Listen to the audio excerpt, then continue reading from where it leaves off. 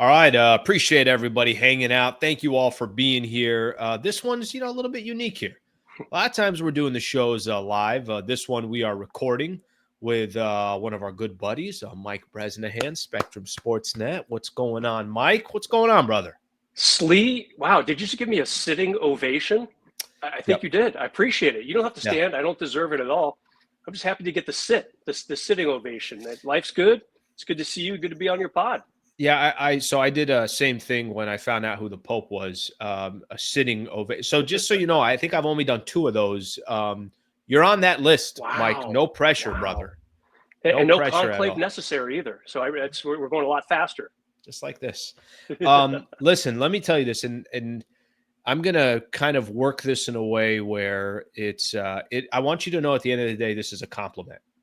But the fact that you look so clean shaven, you're wearing your polo shirt, you look like you've got plenty of rest. Yeah. That tells me the Lakers have been out of the playoffs for a while. Slee, we're all still surprised that they managed to win only one playoff game. Yeah. And I haven't even started to book any travel yet, but indeed, the Lakers season ended so quickly. I mean, just so many little things to pinpoint and to nitpick.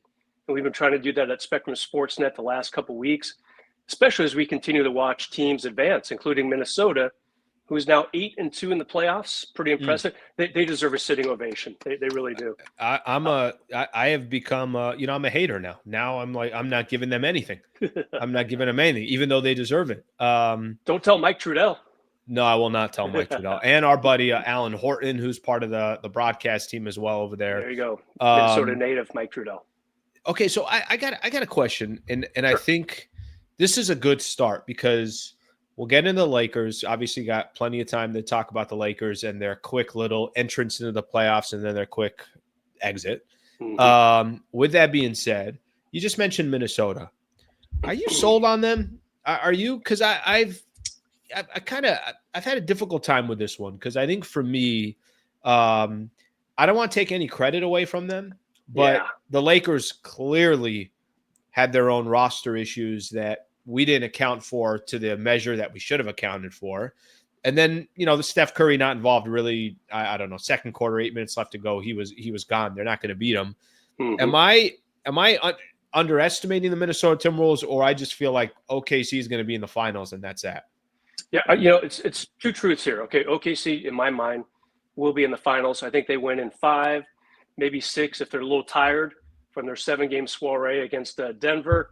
But yeah, I do feel like Minnesota, they've had a little bit of luck on their side injury-wise. Obviously, when you lose Steph Curry, that series is going to end more quickly than expected. As for the Lakers, all these little things are coming out. LeBron suffered that sprained MCL in his knee in that 5th game. He kept playing, so good for him. Obviously, he was done. Austin Reaves with the toe injury that's been reported by really everybody, but an official Laker official, and maybe some other banged up issues for Austin Reaves, because he obviously was not himself. Slee, look at that game 5 against Minnesota. He was 2 for 10 from 3-point range, 6 turnovers. I think the turnovers for Reaves really showed me that he wasn't quite himself. You have a guy who's been so careful with the ball. Obviously not a primary ball handler, but probably their 3rd biggest ball handler after the obvious 2.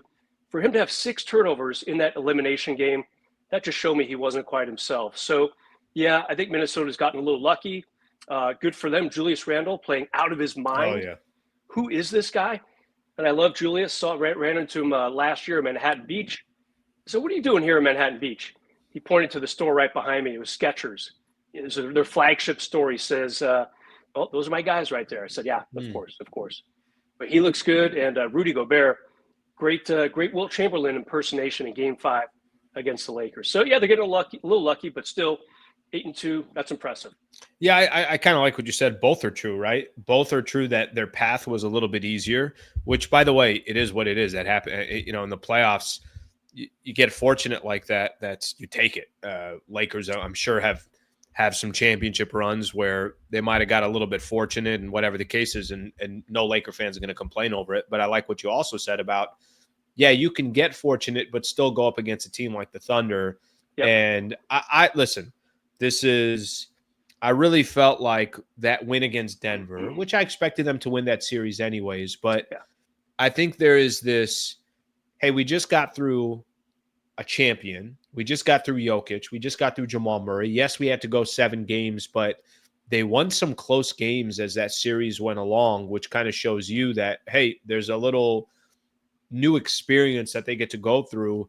They seem like the wildly dangerous favorite with 4 teams left. Cleveland out, Boston out. Yeah. What have you made of the Thunder? Any surprises what they've done, or this is kind of what you were expecting? Well, it was hilarious before tip-off of that Game 7 against Denver. Great graphic from ABC showing the Game 7 experience among the starting 5 for each team. A couple guys on Denver had 6 Game 7 experiences. A couple others had 5 or 4 Game 7 experiences. OKC, a couple guys had 1. And, of course, you've got Caruso on that bench. Or actually, he's been starting a little bit lately, but he's coming off that bench. He's got some Game 7 experience. But it was comical to me that if you added up all of Denver's starting Game 7 experience, it was like, 34 to 2 or something crazy like that. Didn't matter. Denver loses by 30, whatever. Aaron Gordon, not quite himself. Give him a lot of credit for trying. Yeah, big time. Looked good in that first quarter, maybe even the first half. But then you could tell he just wasn't himself. And hey, Denver, their run's over. We've thought all along exactly what the problem was. They needed more bench support. Got a breakthrough season from Christian Brown, but still, Russell Westbrook, not Wilson. He needs. He's not. If he's your 6th man, you've got other things you need to worry about to bolster that bench. We'll see what they do during the offseason. It's crazy. I was mentioning this on another one of my shows. Is add Denver to the list of Western Conference teams that are saying to themselves, we got a lot of work to do. Yeah. And what's crazy is, just kind of thinking about right out the gate, it's like you just assume Houston's going to be aggressive in the offseason. They know that, yes, they're young, but they also kind of know that they're not that far away from really getting a chance to compete. Denver is going to do everything they can to keep Jokic happy and make sure that they're building towards. And even if they got to make changes, that's okay. Tweaks come and see what eventually, what they can put together. But I think we all understand they need some tweaks. The Warriors doesn't feel like, if they got health, it feels like they could be a headache in the Western Conference. And I don't think they'll sit around in the summer. Dallas just got Cooper Flag and we'll kind of see what happens there. And will they trade Gafford to go try to get a guard so that by the time Kyrie comes back that, that they just put together a well-rounded roster. San Antonio just got the number 2 pick. The point I'm trying to make, I didn't even mention the Clippers or Memphis or any of these other teams. Everyone's got the same goal. And I think what's going to be so challenging for the Lakers, it's not just can you get better, can the team improve, but you're going up against a Western Conference that has such a long laundry list of competition already and teams that think we got to go get a piece or two to compete even more next year. Great spot on analysis right there. That's why I love coming on your show. Thank you. And guys. no, I'm not trying to be your agent, but if you want me to be, I will. Let's add Giannis to that pool. What if he heads west to a top 8 team? What if KD gets reshuffled in the Western Conference deck? Goes from a bad team that Phoenix missed the play-in, right? Yeah, I believe they were 11th or whatever they were, lost right away in the play-in. What if Phoenix, by the way, and I hate saying this because I don't understand how Cancun gets this free pass, this free publicity every time. Phoenix has been in Cancun since I think April 1st. Yeah. They gave up They've been there a solid 6 weeks ago. I mean, KD's probably going to get sent up also to a real playoff contender in the West. So, I was talking about this with a producer the other day in our newsroom. It's going to be a fascinating off-season for the NBA once the playoffs are over.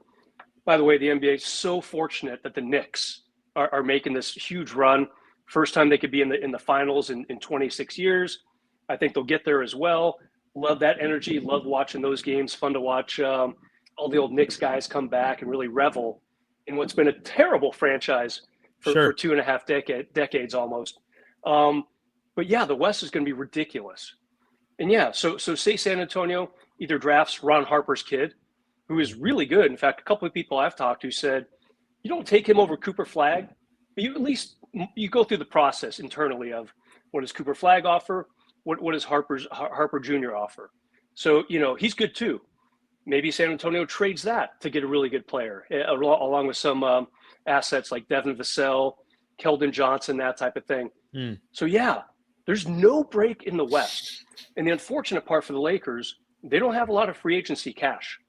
Assuming LeBron opts in about a little over a month to that $53 million player option, I know a guy like you, Slee, you would decline it and demand a bigger contract, like 3 years, $165 million. I get it. But I'm assuming LeBron's going to opt in and come back for his age 41 season. The Lakers are going to have one free agency tool at their disposal. It is not a big one. I'm sure you've been talking about it. The taxpayer mid-level, it's going to be a little under $6 million, it looks like, for a player. That's not going to get you much. Maybe like a Precious Achiuwa from New York, who I kind of like. He's had some good runs as a spot starter in the regular season, but he's out of the rotation right now for the Knicks in the playoffs. So what does that mean? They're going to have to make a trade. Rob Pelinka has already pulled off what I think two amazing trades back in December, a few days after Christmas. Dorian Finney-Smith come on board. And then, of course, the big one, February 1st. I still remember where I was. I'm sure you will for a long, long time. I was at a wedding, by the way, probably about 4 hours into it. So I'm really glad my boss didn't have me leave the wedding and go into the studio and talk about it for an hour or so. That would have been a bad career decision. But obviously, Rob Pelinka, two big trades just in the last 6 months. Can he pull off another one once the draft gets a little closer to happening? Even though the Lakers are eligible, as are the other teams that are out of the playoffs to make a trade right now. It's interesting, Brez. When you think about, I really actually thought, and listen, maybe I got sold. I think a lot of us did. Watching the Lakers in the regular season and seeing how they fought and they got that number 3 seed, and it didn't really matter what roster was out there. They played a certain style of basketball. They kind of there were no excuses, and everybody just delivered. If you're going to win 50 games in the West and lock up the number 3 seed, you did something right. Yeah. However, for how quickly the season ended, I think it obviously it offers probably a little bit of clarity of, okay, well, there's nothing really you don't have to kind of sell yourself and say, hey, you know what? They went 7 games against Minnesota and Minnesota barely squeaked it out at the end. And it just came down to a couple of possessions.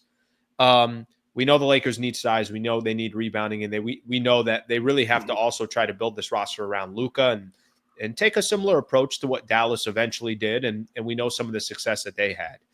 As you get into the summer, are you thinking Lakers can just one or two moves that, again, I'm not saying they're trading for Giannis, but the right players on this team that offer the size they need and the rebounding and from a defensive perspective, a little bit of a stopper. Can it change pretty significantly, or is this kind of still I'm not sure, what it will look like compared to the Western Conference. LeBron's going to be 41. There's still, I think, some fair questions there. Yeah, I mean, look, I thought Rob Pelinka was very clear at his end of season get together with the media, the exit meetings, I think they called them, even though not one player spoke the day after the season ended for the Lakers, just Rob and JJ Redick. And Rob said there's a very clear and obvious, that was a quote, very clear and obvious position we need to fill. It's the 5. And it's not a great class for 5s who are going to be free agents. I've had my eye on Miles Turner for a while. He's going to be an unrestricted free agent. But again, the only way the Lakers get him is via sign and trade, which creates a few headaches down the road. There's going to be some hard capping if that happens. You're going to have to get rid of some pieces, obviously, maybe like a Rui Hachimura to start with, or a Gabe Vincent, and of course a Dalton Connect and a first rounder. Something like that might get it done. But the more Indiana wins, the less inclined they're let to walk their starting center walk. And he's been doing great. So, I mean, that leaves you with, you could probably get Brook Lopez for that $6 million spot that I was talking about earlier. Clint Capella is an unrestricted free agent. He lost his job about halfway through the season, started coming off the bench. And as for Brook Lopez, he's going to be closer to 40 once the season ends. I believe he's 37 or 38 right now. He's not a young kid either. So there's no easy option It's not like the Lakers have $25 million in cap space. Not a lot of teams do.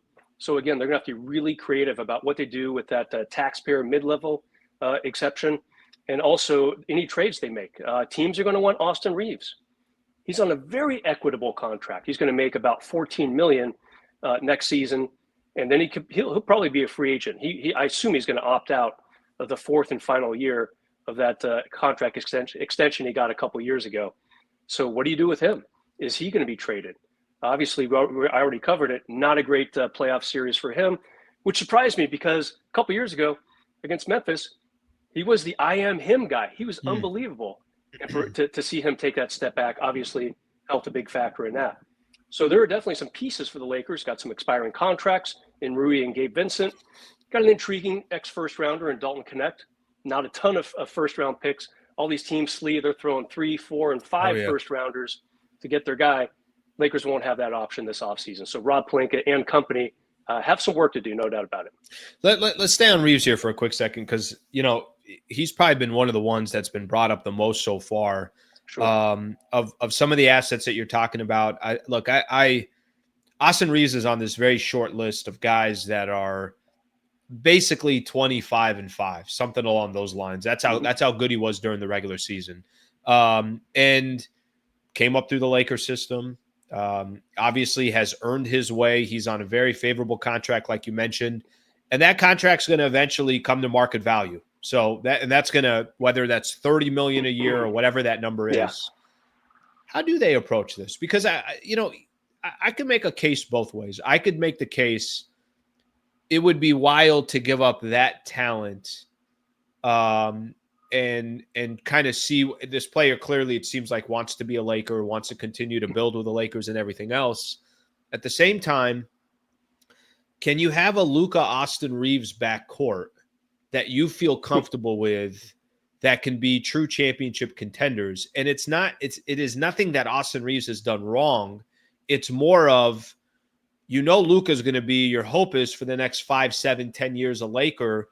How can you rebuild to make sure that the assets that you're using are going to a team that's built around Luka?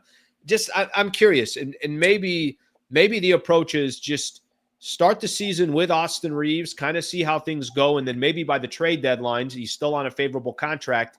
If it makes more sense then to explore a trade, or maybe you got to do it before the summer. And I'm curious to just get your thoughts on it. I think they hang on to him, maybe if things are going the way they envision next February, as we get closer to the trade deadline, then maybe they make a move and say, all right, we might lose him. It might be time to see if we can get a more defensive-minded, a little more well-rounded guy. The problem is exactly what you said. And this started right around January of this year, maybe even December. There was a post-game show, and obviously the host, I believe, was Chris McGee. Guests were James Worthy, and I believe Robert Horry. And the four of us just started saying, my gosh, is Austin Reaves all of a sudden one of the best number 3 options in the NBA? It led to a debate, really good spirited post-game debate after a Laker win. And it was like, okay, you've got the Boston guys, maybe Kristaps Porzingis at the time, or Drew Holiday. Maybe you'd rather have him back in January. Both those guys didn't do much in the playoffs, as we know, at least in the second round. The OKC guys, Chet Holmgren, maybe you'd rather have him as a number 3 as opposed to Austin Reaves. The Cleveland guys, okay, Evan Mobley is maybe your number 3. I think I'd rather have the defensive player of the year, no doubt about it. But all of a sudden, Austin Reaves jettisoned himself into that conversation. And it's a conversation we kept having throughout this season, once the midpoint or so happened. And he kind of kept rising on our little week by week, whatever, maybe even every couple of weeks we'd bring it up on the air. He kept rising in those rankings.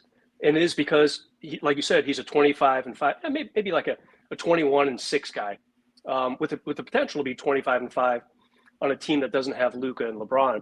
So what do you do with him? Tough question, really tough question. Do you try to get just a guy who has a little more defensive chops, maybe only gets you 16, 17 points a game? I don't know the answer to that. I think the Lakers will decide in February of next year. I'd be surprised if he's on the move this offseason. They're going to try to make a deal and still hang on to him. How about if you do happen to have a Miles Turner, if he tells Indiana, I want to go to LA, make it happen, Captain, And then you have Austin Reaves still is a very good number 3, and Miles Turner is your 4. That's a pretty formidable team right there. And then you have your $6 million or so mid-level exception to spend too. Yeah, listen, I think some people get it. they look at it both ways, and I'll how do I properly put this? Austin Reaves is a phenomenal player that I'd love to keep on the Lakers. Sure. The question is going to be is Austin Reaves the best fit for the Lakers? That's it. I mean, that's all it comes down to. It's, on teams, it's not about just acquiring talent, it's fit. I know this is if I told you, hey, list the best players on the Oklahoma City Thunder, you're going to list Shea and Chet and Jalen Williams. But at some point, you're going to say Alex Caruso. And Caruso, remember, they had Giddey on that team. It's not that Giddey wasn't a good player. It was fit. Do they need Josh Giddey or do they need Alex Caruso? And clearly by Caruso coming over, I mean, it was one of the most wild stats I've ever seen. He was a plus 40 off the bench. I've never seen that before. I've never seen that before. And I know you don't want to put all your stock into a plus minus, but sometimes you got to really look back and say, how much impact is one player having? And again, the reason, Brez, I'm mentioning that, this has nothing to do with Austin Reaves. It has to do with, is this the right fit? When Luka wasn't there, it was a no-brainer. The Lakers, Austin Reaves, of course. You got AD, you got Braun. He was the right fit to be there. But I think at this stage, that's the question. But I like what you're saying about start the season with him. See what you do with they're going to have to make moves either way. They're probably going to have to give up, some of these assets anyways. And now all of a sudden, if you have a starting center that it can change the scope of what your backcourt looks like because they got help on the defensive end. It could change everything. Sure.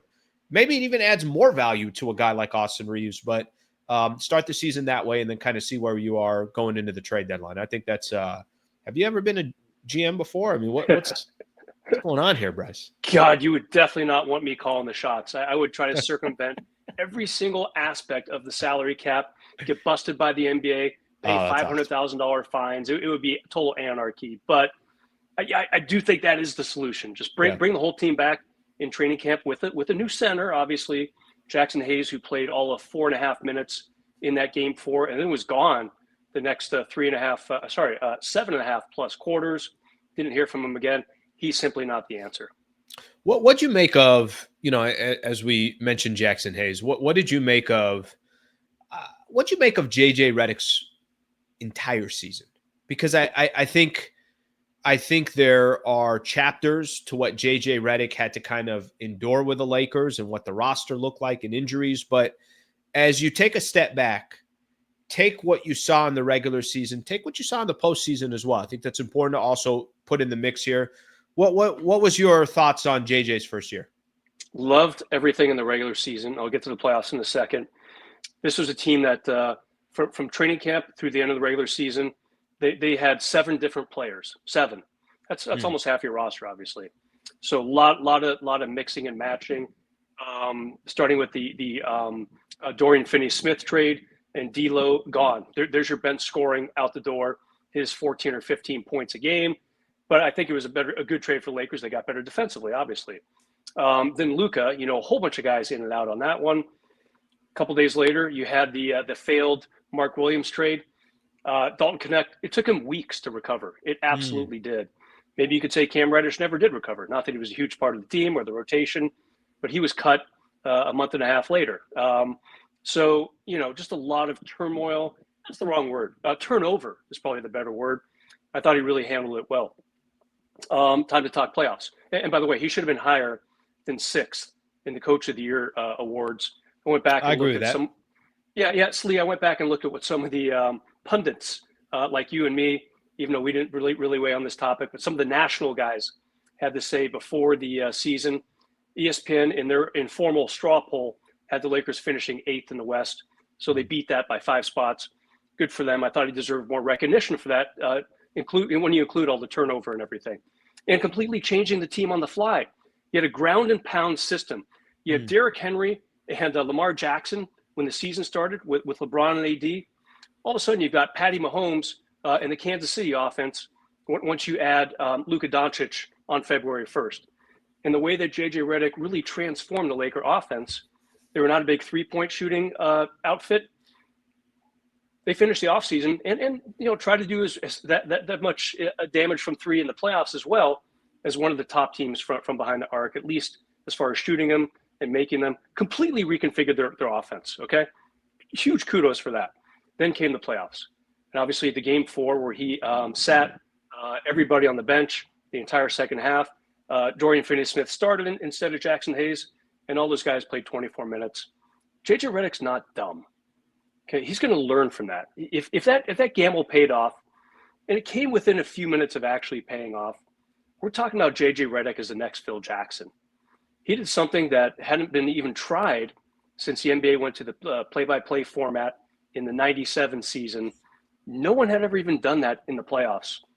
Played 5 guys the entire second half. So he was taking a gamble. It did not pay off.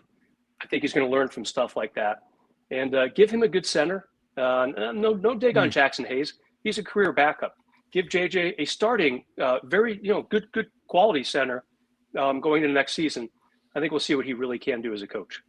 It's funny, Brez. I would have had. I think this was my issue. My only issue with JJ in the playoffs. Okay, let's take the didn't sub anybody out for game 4. It's never happened in the history of the NBA. I'm okay with every decision he made. I just wasn't crazy about his reaction to some of his decisions. I didn't. Yes, I didn't like, and just kind of. I agree with you. Listen, the man. I think he's the right coach for the Lakers. I really believe that. I'm looking forward to what he can do with the Lakers. I wish. What I liked so much about him, I didn't feel like he was stubborn during the regular season. I felt like he was willing to try new things in the regular season. I felt like he wasn't married to anything. I think once you got to the playoffs, the only place I'd be critical in is I felt like started getting a little bit more stubborn. Maybe it's the rotations. I don't trust this guy. I don't trust that guy. And then I'm watching Steve Kerr, and he's like playing 13 different guys. But it's okay. I think that kind of comes with I'm learning this on the fly. My roster is not perfect. These are clearly the only guys that I really trust. But his reaction to some of the decisions he made, I wasn't crazy about. And I think for me, what I'd love to see from JJ Redick moving forward is, hey, let me admit something that if I'm going to try something that's never happened in NBA history and it doesn't work, then I'm also okay to say, like, I understand scrutiny is going to come with that. You know what I mean? Like that you don't have to, I guess you don't have to worry about other people's opinion too much. But I wish that he also, looked at the camera and was like, guys, yeah, maybe that wasn't the best decision that I've ever made. But either way, I do feel good about the future of the head coaching position. I do like JJ Redick, and I also think he had a really bad playoff performance. But any player in their first playoff performance isn't going to be perfect. Your hope is they get better year after year. Yeah, really good analysis there. This is why you have a podcast, and I'm merely an accessory to one at Spectrum Sportsnet. What you said is absolutely right. Like the Lakers started off, was it 3-0, Slee? I know they had a nice little – whenever their first loss was, after 3-0 or 2-0, whatever it was, way back when in October. You're right. It was 3-0, and I think it was like – I want to say Sacramento might have been the third win. They had 3 games in a row, and maybe their first loss was Phoenix or something like that. Yeah, whoever it was. I remember he took the post-game podium, and I'm like, oh my, this guy's taking this loss really hard.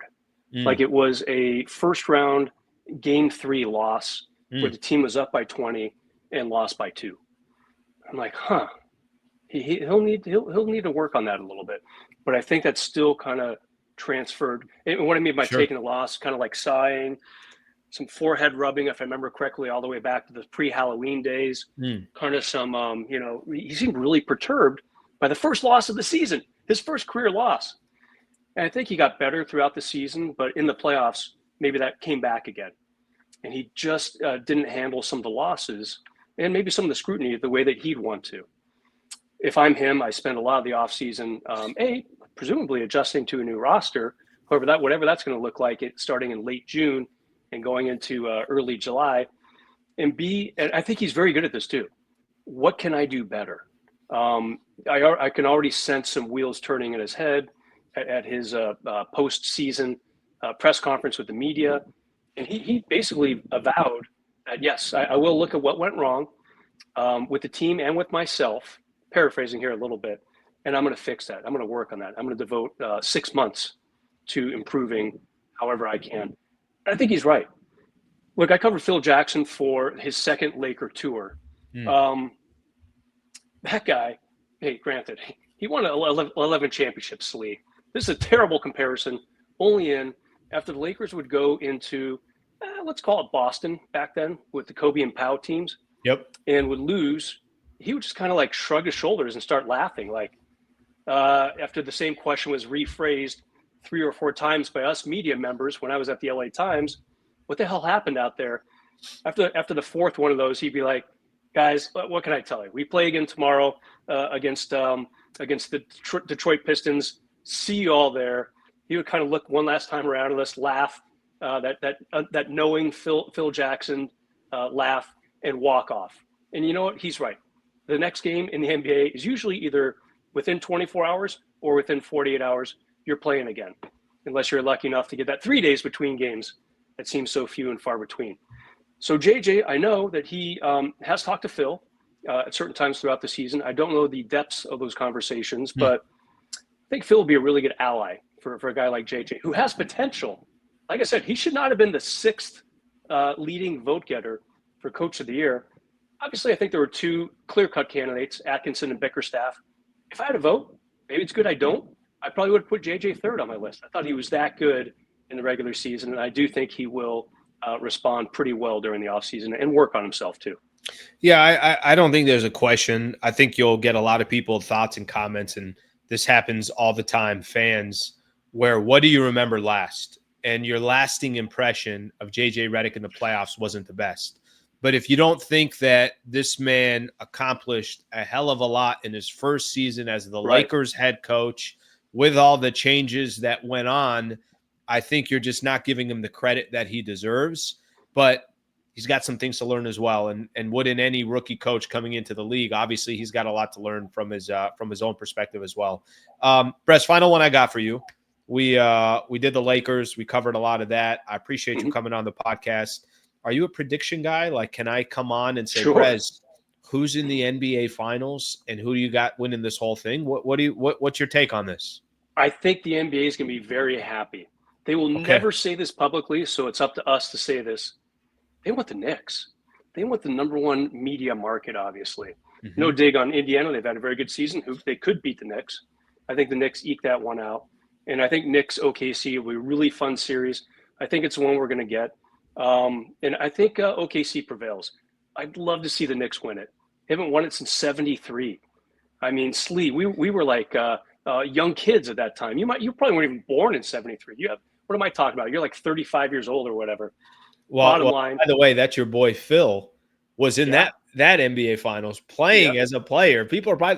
There's probably all these Knicks fans right now and other NBA fans now that they got to the Eastern Conference Finals where they're looking at the history of the Knicks and they're like, what do you mean Phil Jackson was a player on the Knicks? They don't know that. Yeah, I can't wait for the first Phil Jackson either appearance at Madison Square Garden or interview with a journalist that happens to get him. Phil doesn't do a lot of interviews these days, no doubt about it. But I think I'm hoping for the Knicks. Look, no shot against Indiana, but I did look up the market sizes for the TV markets of the 4 remaining teams. Knicks #1. Minneapolis, I believe was like 16 or so. Not too bad. You've got Indiana. Now you're dropping a little bit. They're like 26, 27. And OKC was right around 45 market size in the U.S. So, 45 can make it as long as they're playing #1. It'll be a ratings bonanza. And that'll be a fascinating series. I hope we get it. I really do. No offense to Indiana and Minnesota, great seasons. Both teams could win, but that's what I want to see. And the NBA obviously wants to see that too. Brez, what do you make of that? Because yesterday, once Oklahoma City beat the Denver Nuggets, one of the first things that kept coming up is you're going to have 7 different champions in 7 different years in the NBA. Yeah. I personally, and I'm not telling you, I understand how the ratings work, and Yeah. David Stern's famous line of what's your, favorite NBA, what's your dream finals? It's the Lakers versus the Lakers. We get all that. He got But in a lot of trouble for that too. yeah, with all, and by the way, I don't blame, Right, the right, commissioner probably shouldn't say that. right. But the one thing that I will say, and I think that's the thing that probably stands out to me the most, I think from my own perspective, when you can walk into a year and say all these different fan bases think they actually have a shot of winning the entire thing, that to me sounds like a good league and a healthy league, even though I do understand that these markets and these franchises obviously get higher ratings and everything else. What do you make of the parity? I like it. I like it. It's a little weird because the parity is already baked into the NFL.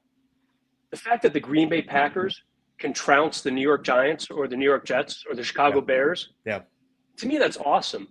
And people expect it. And no one seems to care about market size in the NFL. You're It's right. really an amazing thing. Obviously, everyone has the same salary cap. Mm-hmm. So that kind of negates any, how is Green Bay competing with the Los Angeles Rams? Bottom line, the NBA differing salary caps. So for the most part, you're going to have the big spenders, So you've got some teams that are kind of poking holes in that. The Knicks, the obvious exception, and I kind of like it. A lot of these teams drafted well. OKC being a huge example of that. A lot of homegrown talent there. Same for Minnesota. They had the big Rudy Gobert trade and the big Julius Randle trade, but they nailed it with Anthony Edwards. Tough to miss on the number one pick. It does happen. But when you have the top overall pick and you nail it like they did, good for them. So, and finally, Indiana, also plenty of homegrown guys that they drafted and stashed, and now they're really bearing fruit. So I like it. It is a little weird, though, the difference between the NBA and the NFL. Everyone talks about small markets in the NBA and in Major League Baseball. It has to do with the salary cap 100%. And in the NFL, we don't have those talks. When the Green Bay Packers are killing people in the playoffs, no one says, wow, they're the 87th market, No. whatever they are. I've never looked it up. Why would I? No one cares about in the NFL. Kind of cracks me up a little bit. No, you're right. Cincinnati and Buffalo and this Kansas City, it's like it literally means nothing and it doesn't matter. Yep. And you got, franchises that, look at the Jets and look, there's plenty of franchises that are in big markets. It doesn't equate to success. The Chicago Bears. Yeah. I think there's plenty of that. Well, great stuff, Brez. First off, I'm looking forward to watching the rest of the postseason. I think that's going to be fun. Really appreciate you coming on and sharing your thoughts and your opinion. It's good to have Brez on the podcast. Great to have Brez here. Anytime, my man. Thanks for thinking of me. And I do want to be your agent, so let me know what kind of deal we can cut. I'll just take like 3% of your earnings, get you a lot of bookings. Oh, man, let's stay at Spectrum. If you want 3% of my earnings, just go ahead and stay at Spectrum. All right, brother. Well, thank you for being here. For all the listeners that are here hanging out, thank you very much for hanging out this morning. Back on tomorrow morning at 8 a.m., and we'll be reacting to, obviously, the Western Conference Finals. Thank you, everybody. Hope you guys have a great rest of your day, and thank you to Mike Bresnahan.